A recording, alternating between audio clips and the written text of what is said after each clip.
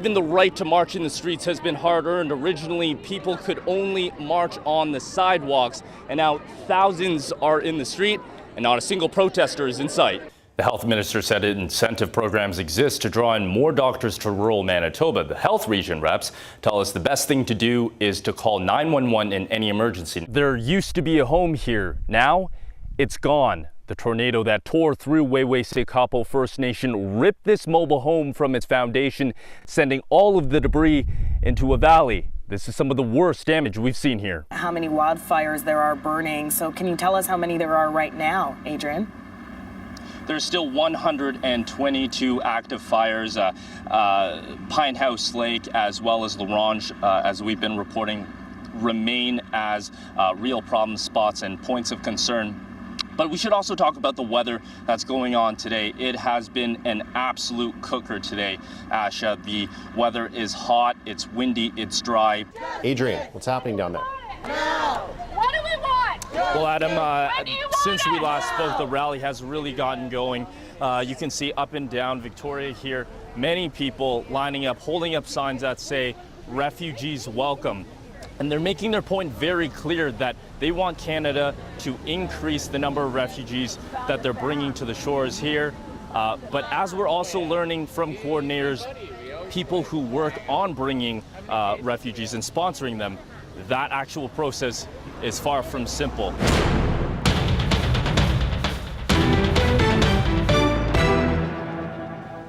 Good evening, and thanks for joining us. The inquest into the death of Lee Bonneau is into its second week. This is one of the worst flooded areas of Crooked Lake. The water comes up 3 to 4 feet on you. It's a good thing that we have our hip waders on. And if you take a look around, it's almost a debris field, remnants of where people live. There's really no separation at this point between where the lake begins and where properties end. It all just becomes one. So picture this, your car has gone off the road and it's in water now. It's starting to sink fast and you need to get out, but the windows have short-circuited. So what do? This tiny device will get you out right away. Is this water safe, and what kind of bacteria lives in it? Our search begins here, right on the banks of the Red River at the Forks, where we're collecting samples from 3 separate sites. We went from the south in St. Adolphe as it flows from the U.S., then right in the heart of Winnipeg here at the Forks. Then we threw on our hip waders to go north to Lake Winnipeg, where the river flows into. Loading zones can often be vital in this area of town, especially for businesses which need to load inventory or at times for customers. But these loading zones aren't the ones the city is potentially getting rid of. In residential areas, these loading zones are usually kept clear, but should any changes happen, these empty spaces could soon be street parking. It goes by many names: Vitamin P, Pill, or you may know it better as Pilsner, but none of it is actually brewed or packaged in this province. Behind me is a Gold's Gym, still very much a work in progress, perhaps like your New Year's body, but all around it is plenty of competition. That includes Orange Theory Fitness, which is right next to it. Then further down the road is a new YMCA to be opened later this year. And then right across the street is a Good Life Fitness. Now count them up, that's 4 fitness clubs within a 1-block radius, all working out for your dollar. The Mounties in Saskatchewan investigating what led to the deaths of 2 women and 3 men. With the latest from Regina. And Adrian, what do we know about the crash?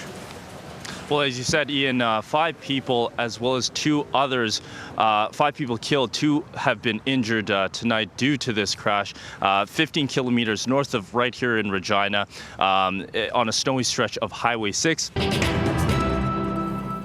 Adrian Cheung has that story. Apples are at their very best right now. They're sweeter and crisper, and there's plenty of variety to pick from.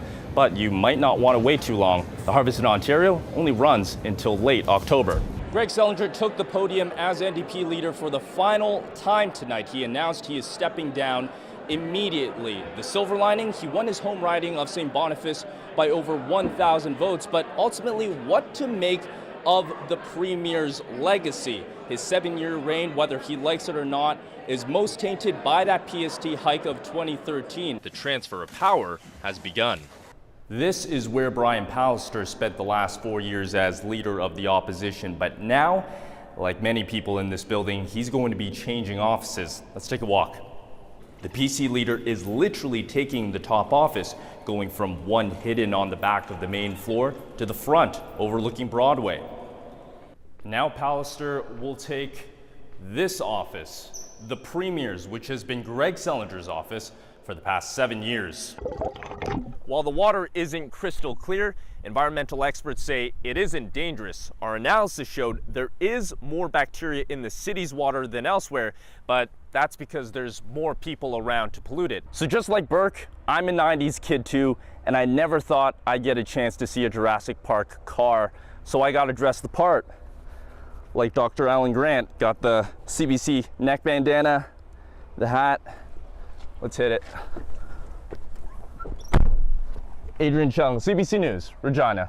Adrian Cheung, Global News. Adrian Cheung, Global News. CBC's Adrian Cheung reporting from Prince Albert, Saskatchewan. And that's all for us tonight. Thanks for watching. Tune in tomorrow at 4 for all your local news before Hockey Night in Canada. Good night.